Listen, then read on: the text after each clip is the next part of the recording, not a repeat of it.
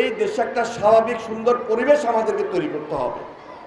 এই প্রজন্মের জন্য, এই দেশবাসীর জন্য একটা টার্গেট, একটা লক্ষ্যকে সামনে রেখে, টার্গেট এবং লক্ষ্যটা কি, যে একটা সুন্দর বাংলাদেশ আমরা গড়ব, এবং সেই জন্য আমাদের একটা ঐক্যবদ্ধ প্রচেষ্টার প্রয়োজন। তাহলে যিনি সরকারে আছেন আর সরকারের বাইরে আমরা যারা আছি, সবার মধ্যেই নির্বাচনটাকে নিয়ে একটা ঐক্যমতে বসতে হবে, যেটা দীর্ঘদিনের ডিমান্ড। সুতরাং এখানে বিতর্ক সৃষ্টি করার কোনো সুযোগ নাই। পলাতক ফ্যাসিবাদ দুর্নীতি করেছে, লুটপাট করেছে, গুম করেছে, খুন করেছে, হত্যা করেছে, অত্যাচার করেছে, নির্যাতন করেছে। তাদেরকে সুযোগ তৈরি করে দেব, এই ধরনের কোনো বিতর্ক আর যাতে না হয়।